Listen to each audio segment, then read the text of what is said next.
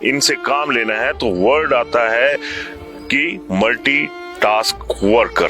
4 महीने हो गए सैलरी नहीं आ रही है।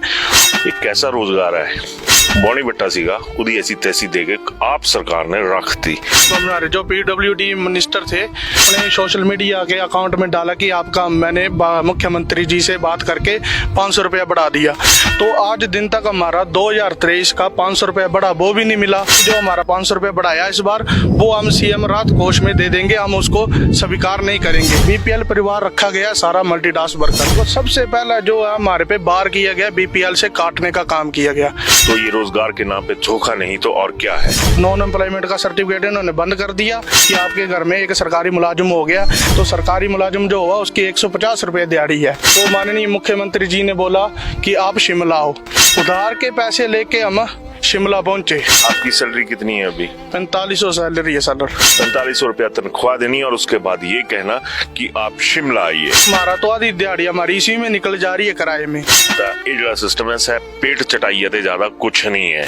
मनरेगा की 300 रुपया दिहाड़ी हो गई है तो उस मनरेगा से आधी दिहाड़ी हमारी है। मंत्री जी का दौरा होता हमारे एरिया में तो हमारी 8 घंटे से ऊपर ड्यूटी हो जाती है। ट्रैवलिंग का खर्चा है जहाँ कुछ भी है। अभी 3-4 महीने हो गए तनख्वाह नहीं डली है सर हमारी। धोखे की जो सियासत है या धोखे का जो एक तरह का बाजार सजा होता है सियासत में, तो वो कब बंद होगा? इस बजट में भी हमें निराशा हाथ लगी सर।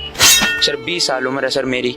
अब ना तो हम आगे कहीं जा सकते ना कोई फॉर्म भर सकते हैं क्योंकि हमारे पे सरकारी का ठप्पा लग चुका है। गरीब से और गरीब होते जा रहे हैं। हमें तो लग ही नहीं रहा सर हम सरकारी नौकरी में लगे हैं। कलेजा फटता है जब ऐसी बात करता है। मैं उदय पठानिया।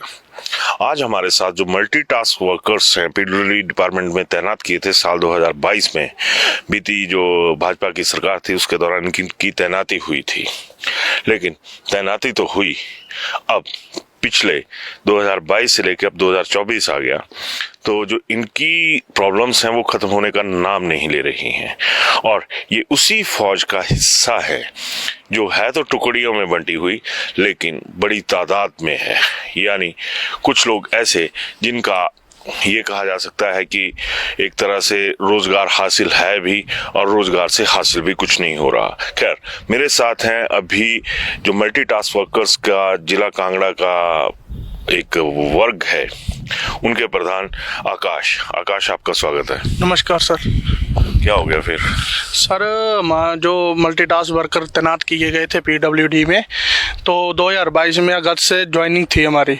उसके बाद हमारे को इन्होंने ज्वाइनिंग के बाद 3 महीने पहले लटकाया, सैलरी नहीं मिली। उसके बाद सैलरी हमारी रेगुलर आने स्टार्ट हुई था, अभी 4 महीने हो गए सैलरी नहीं आ रही है।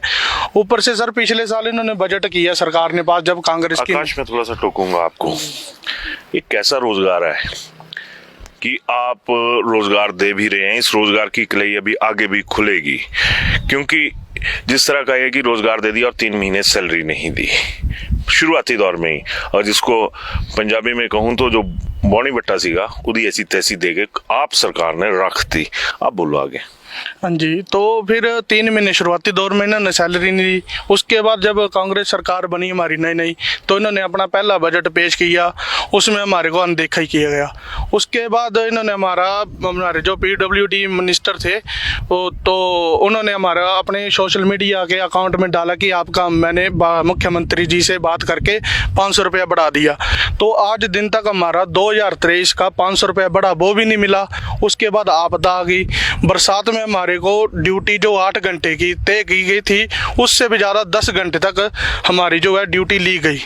उस आपदा में हमने सर बेजोड़ मेहनत की हुई है। हमने कई लड़के जो हमारे थे वो मौत के मुंह से भी बचे हुए हैं जब स्लाइडिंग होती थी ऊपर से। फिर हमारे को उन्होंने आश्वासन देते गए। हम नूरपुर में मिले पीडब्ल्यूडी मिनिस्टर से। उसके बाद हमने सर धर्मशाला विधानसभा शीतकालीन सत्र चला, वहाँ पे मिले तो हमारे को माननीय मुख्यमंत्री जी ने बोला कि आप शिमला आओ बजट सत्र में, तो वहाँ पे हम हमारे साथ मिलो, हम उसके बाद आपका कुछ करेंगे। तो हम उधर शिमला गए, उधार के पैसे लेके हम शिमला पहुंचे। जाहिर सी बात है, आपकी सैलरी कितनी है अभी? 4500 सैलरी है सर। 4500। हाँ जी। 4500 रुपया आप देते हैं और फिर कहते हैं कि आप शिमला आइए। क्या शिमला का किराया कभी सोचा कि अगर कांगड़ा, किन्नौर, सिरमौर, चंबा से अगर ये लोग चलेंगे तो कितना किराया लगेगा? यानी अगर मैं ये कहूं कि जो बेशर्मी की हद होती है वो कहीं भी अब उसका कोई आर पार नहीं रहा है। 4500 रुपया तनख्वाह देनी और उसके बाद ये कहना कि आप शिमला आइए।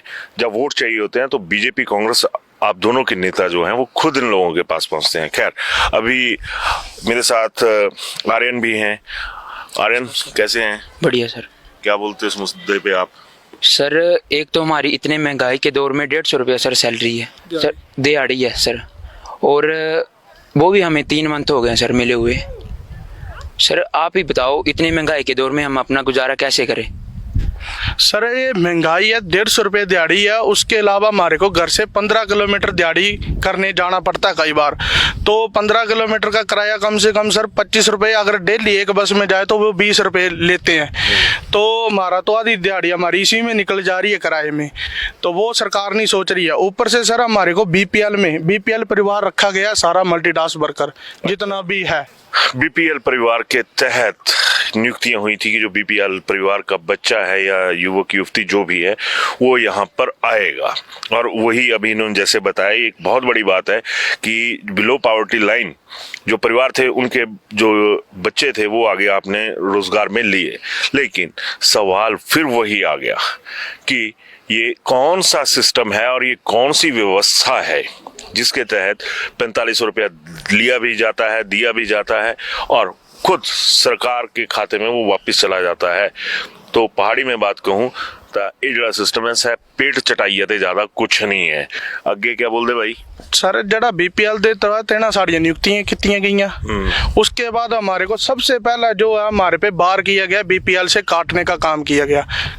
लो, एक और व्यवस्था पर लानत है ये कि 4500 रुपया महीने का लगा दिया और वो भी जो डेली वेजेस होते हैं उससे भी बहुत ज्यादा कम है। और आप लोगों ने फिर इनके नाम काट के रख दिए कि ये बीपीएल से भी बाहर चले गए। बीपीएल से अगर इनको कुछ मिल रहा था या कुछ प्रॉफिट इनको आ रहा था वो भी इनसे छीन लिया गया। तो ये रोजगार के नाम पे धोखा नहीं तो और क्या है? हाँ जी। उसके बाद हमारा नॉन एम्प्लॉयमेंट का जो सर्टिफिकेट बनता था कि घर का कोई भी सरकारी कर्मचारी नहीं है, उसका सर्टिफिकेट बनता था। उसके तहत हमारे जो सरकारी नौकरियां बंदे करने जब भाई ने किसी ने करनी है वो भी अब सर्टिफिकेट नहीं बन रहा है, क्योंकि वो नॉन एम्प्लॉयमेंट का सर्टिफिकेट इन्होंने बंद कर दिया कि आपके घर में एक सरकारी मुलाजिम हो गया तो सरकारी मुलाजिम जो हुआ उसकी 150 रुपये दिहाड़ी है। तो वो अभी जो जैसे छोटा भाई है वो कैसे सरकारी नौकरी लेगा? देख रहे हैं आप, यहाँ पर जो जिम्मेदार सरेआम नजर आता है वो है अफसरशाही का तबका। अफसरों से मेरा सवाल रहेगा, कैसा नीति निर्धारण कर रहे हो, कैसी व्यवस्था कर रहे हो आप लोग, और क्या इन वजहों से सरकारों को नुकसान नहीं होगा? क्या खुद इस मसले पे मैं ज्यादा कुछ नहीं कहूंगा क्योंकि शर्म आनी होगी तो इस तथ्य से ही शर्म आ जाएगी कि आप लोगों ने ठगी की है बेरोजगारी के नाम पर, तो कैसी की है? आगे जी सर, उसके बाद हमारे जो मल्टीटास्क वर्कर जो लगे हुए हैं पीडब्ल्यूडी में, अभी हिमाचल में जो आपदा का दौर चला हुआ था उसमें हमने बेजोड़ मेहनत की। जब पहाड़ में स्लाइडिंग होती तो हमारे मल्टीटास्क वर्कर ही थे जो हमारे जो रोड पे काम कर रहे थे, बड़ी बरसात में, बारिश में भी काम किया है सर हमने।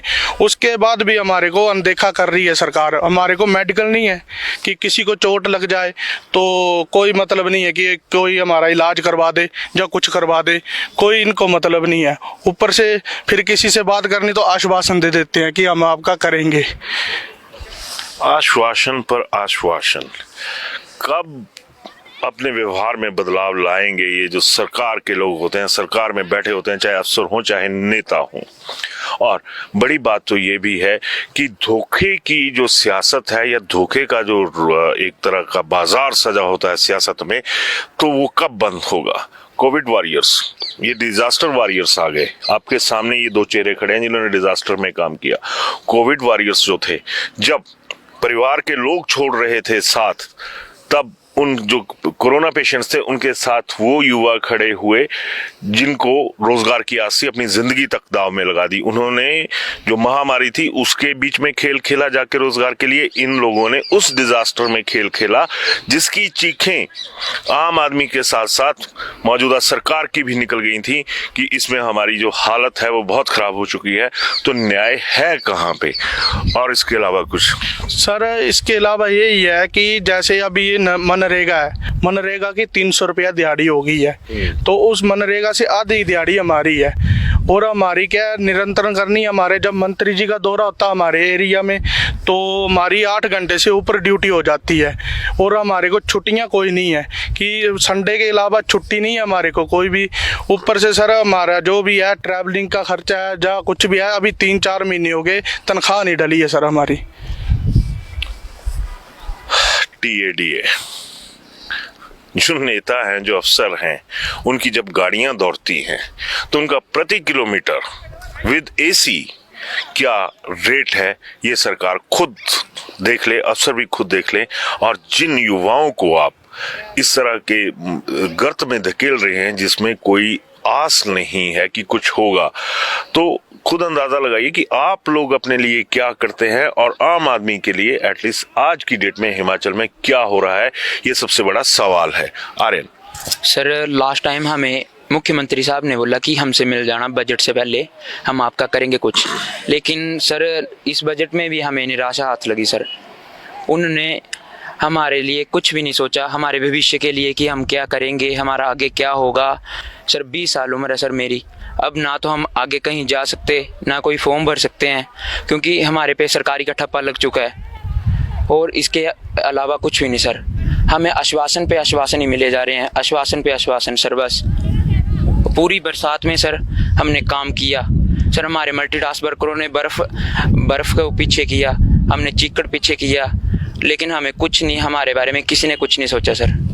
गरीब से और गरीब होते जा रहे हैं, हमें तो लग ही रहा है सर हम सरकारी नौकरी में लगे हैं क्योंकि 3 महीने सैलरी को आए हुए हो गए सर। 3 महीने सैलरी को आए हो चुके और सरकार ने ये कहा था कि हम 500 रुपया एक बार बढ़ाएंगे, फिर पिछले काल ये घोषणा होगी कि 500 रुपया और बढ़ाया जाएगा। अरे 500 रुपया, अगर उन दोनों 500 रुपया को जोड़ लिया जाए तो ये लोग पहुंचते हैं 55 पर, 5500 पर, 5500 रुपए पर आपसे तो सैलरी भी नहीं दी जा रही कि अगर इन चीजों में सैलरी प्रोवाइड करनी है तो वो कैसे करेंगे। ये लॉलीपॉप्स कब तक देते रहेंगे कि आप ये मीठी गोली लीजिए और चूसिए।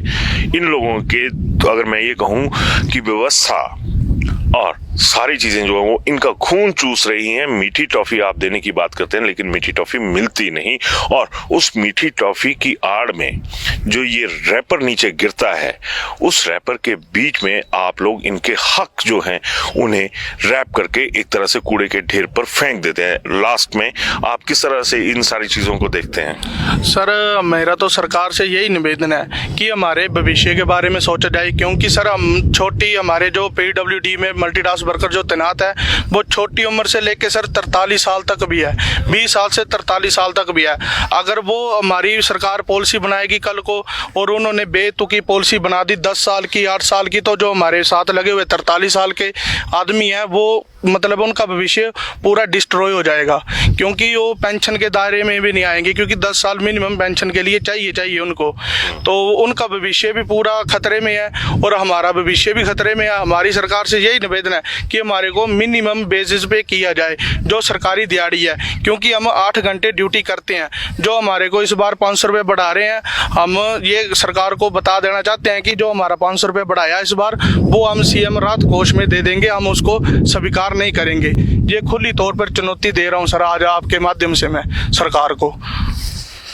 क्या है ये, कलेजा फटता है जब ऐसी बात करता है।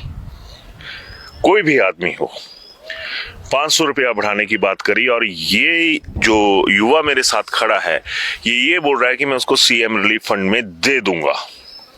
थोड़ी सी शर्म आनी चाहिए उन तमाम लोगों को जो इनके कर्णधार होने की बातें करते हैं या इनके ऊपर इन सारी चीजों को रखते हैं, थोपते हैं। तो मल्टीटास्क वर्कर्स का एक टास्क तो होता नहीं। और जब सरकार की बेशर्मी देखिए, सिस्टम की बेशर्मी देखिए कि जब इनसे काम लेना है तो वर्ड आता है कि मल्टी टास्क वर्कर, और इनका जो सिंगल टास्क जो इनकी जिंदगी के साथ जुड़ा हुआ है उसके ऊपर किसी की कोई ना तो गौर है, ना कोई इतना गैरतमंद अभी तक इनके लिए कोई सामने आया है जिससे ये लगे कि कुछ गैरतमंद लोग हैं जो इनके मुद्दे पर गौर भी करेंगे। खैर, ये हमारे और आपके बीच के युवा हैं और इनका साथ देना भी आप लोगों का फर्ज बनता है। आपको इनसे जो बातचीत हुई वो कैसी लगी जरूर बताइएगा। ये तो एक तरह से कहूँ कि दर्द का पिटारा था वो खुल गया यहाँ पे, लेकिन जो सरकारी कान बंद हैं, जो अफसरों के कान बंद हैं, उनका खुलना बहुत जरूरी है। तो जरूर बताइएगा ये बातचीत कैसी लगी। धन्यवाद। शिमला होटल, घर के बाहर घर जैसा अपनापन। अपने वेकेशंस को सुनहरी यादों में पिरोएं शिमला होटल के साथ। राजसी वैभव और राजस्थानी आव भगत जो देगी आपको एक रॉयल फील। हिमाचल वासियों के लिए जयपुर में ठहरने का अपना hotel Shimla hotel. Heritage above 1, हवा महल रोड, चांदी की टकसाल, जयपुर।